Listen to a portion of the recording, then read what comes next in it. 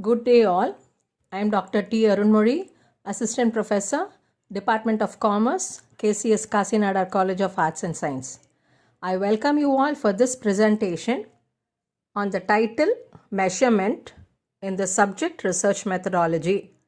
It is based on the accepted curriculum of all universities on this subject. Stevens defines measurement as the assignment of numerals to objects or events.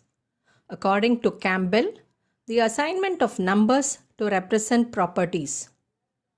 The basic meaning of measurement is the process of assigning numbers or labels to units of analysis in order to represent conceptual properties. The question goes with what is to be measured? Concepts used in research consist of objects and properties, that is, the characteristics of objects.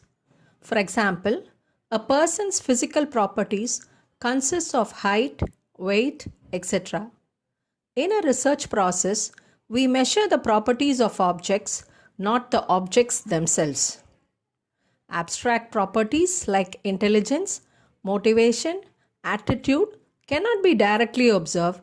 It must infer them from the observation of presumed indicants of the properties.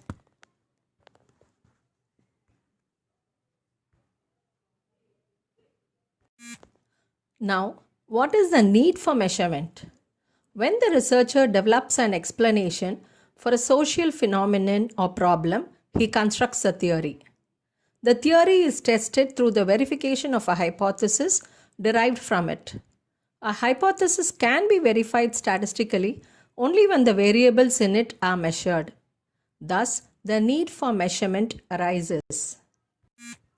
The levels of measurement can be classified into four: nominal, ordinal, interval, and ratio. Attributes are only named with the weakest, so those are called as nominal. Attributes can be ordered, those are ordinals, and interval means distance. Ratio is the absolute zero.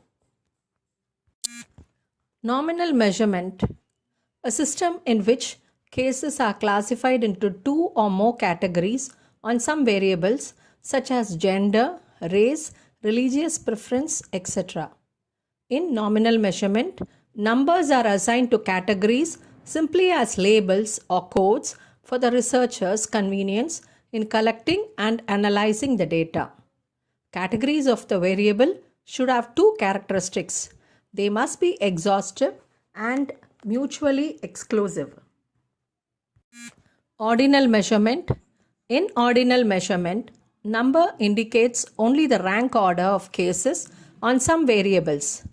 Ordinal measurement allows the researchers to make an accurate judgment about one thing compared to another, even when they cannot make an accurate observable judgment. For example, individuals' ranking of certain leisure activities in terms of the pleasure derived from them. The three activities are ranked as playing tennis, watching television, reading sociology, where 1, 2, 3 represent individuals' ranking of the leisure activities. Interval measurement has the quality of the nominal and ordinal levels, plus the requirement that equal distances or intervals between numbers represents equal distances in the variable being measured. For example, Fahrenheit temperature scale, the difference between 20 degree Fahrenheit and 30 degree Fahrenheit is the same as the difference between 90 degree Fahrenheit and 100 degree. We can infer not only that 100 degree Fahrenheit is hotter than, but also how much it is.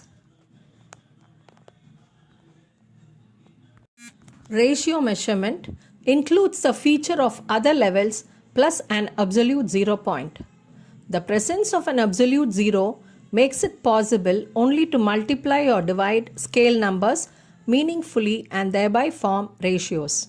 For example, rupees 10,000 and rupees 20,000, one can divide the other. Reliability and validity. Reliability is concerned with questions of stability and consistency. An example of a highly reliable measuring instrument is a steel tape measure. A cloth tape measure would be somewhat less reliable. Unreliable things cannot be valid. Validity assessment. Reliability assessment is relatively simple. Validity assessment, by contrast, is more problematic. Systematic errors which affect validity but not reliability are more difficult to detect than random errors. The issue of measurement validity generally cannot be divorced from larger theoretical concerns. Thank you.